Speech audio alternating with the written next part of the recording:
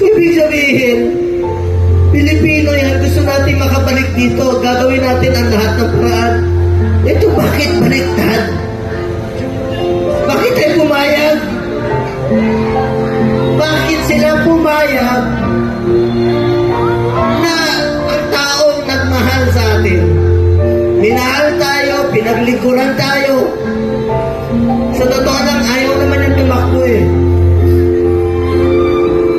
Dahil sa inyo, ginawa niya po yun. Ito bang kabayaran sa ginawa niyang pagsasakripisyo, pagmamahal at paglilingkod para sa bayan?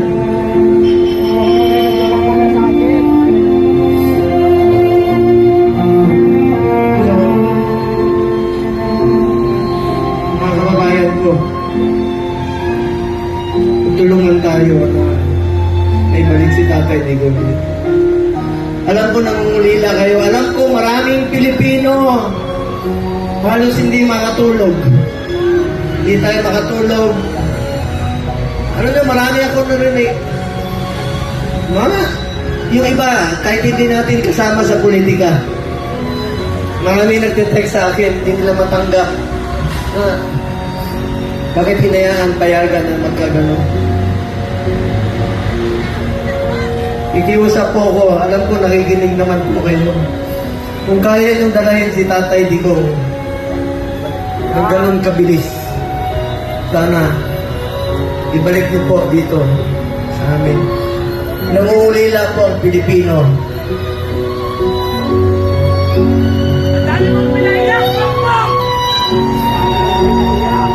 Sa mga kapatid kong Muslim, sa lahat, Basilan, Nolo, Zamboanga, sa Mindanao, salamat sa inyong suporta. Mga FW, alam ko, wala kayong tulog. Salamat sa inyong pagmamahal kay Tatay Digo.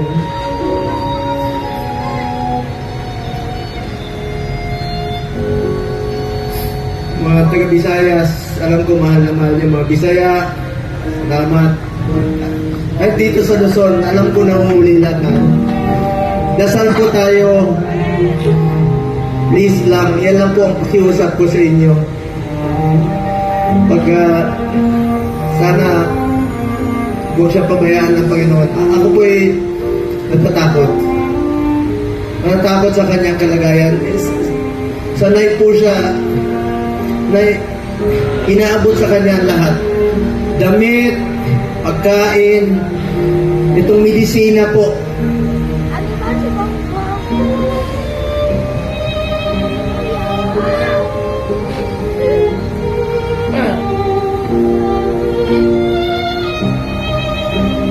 Ito, alam niyo ako nagpapadala ng medisina sa bahay niya.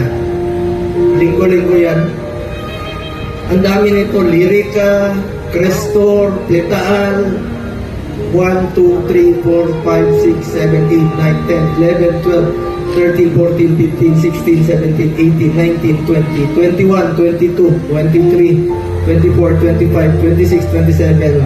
Oh, grabe ng gamot yan. 27 na gamot. Sinong mag-aabot sa kanya? Meron siyang, totoo yung meron siyang oxygen concentrator. Dahil dun sa Buerger's disease niya na 80 years old,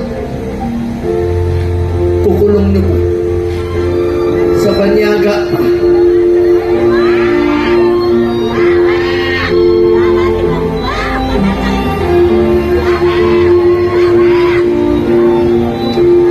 Alam niyo, inahulong kayo. Alam ko mahal yung Tatay Digo.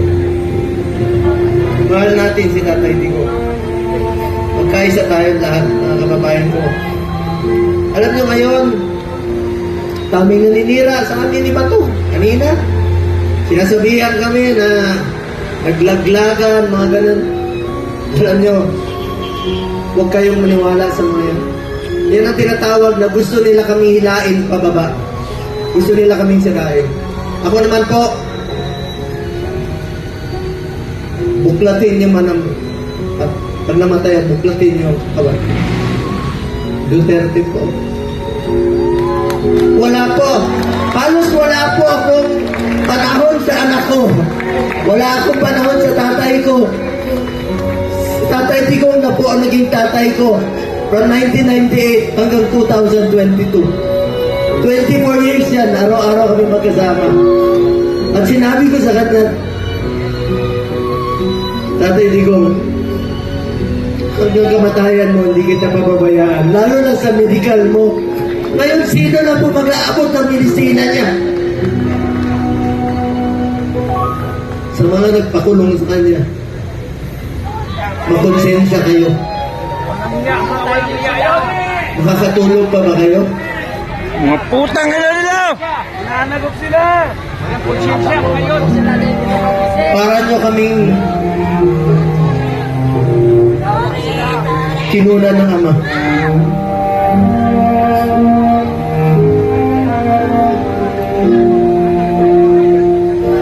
Maraming salamat po sa inyo. Pagdasal natin si Tatay Digong sa kanyang mabilis na kalayaan. Pagdasal natin ang kanyang kalusugan. Sa totoo lang po, yun po ang aking kinakatakot, ang kanyang kalusugan. Sa totoo lang po. Sa totoo lang po. Kung kakayanin niya ba? Anin na buwan? Pagkakain ko yung medisina.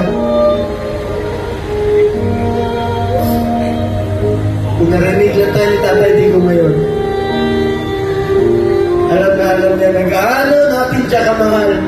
Buong Pilipinas po, nangungulila. Kasal tayo.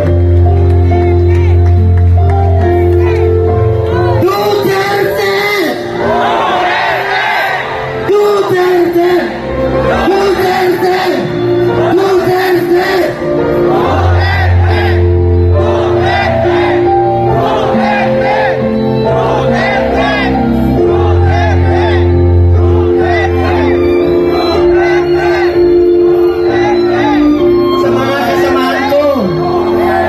Sa mga kasamahan kong kandidato, magkaisa tayo, tulungan natin Tatay Digong.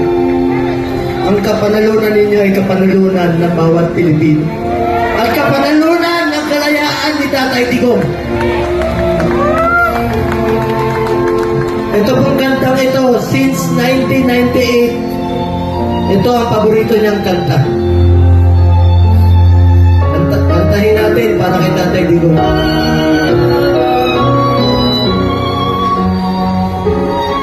Isa po itong spiritual song na naglalarawan sa tiwala ng ating Tatay Digong sa Panginoon. Lahat po ito'y destiny. Sabi niya noon sa akin, destiny niya po ito. Destiny niya maging presidente. Alam niyo, nung pinadala yung video sa amin,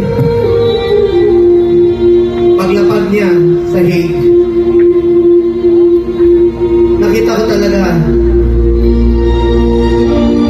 ang kabayanihan ni Tatay Digong, ang pagmamahal niya sa Pilipino.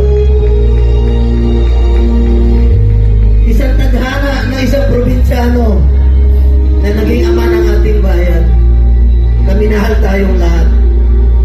Na totoong minahal tayo. Totoong minahal tayo.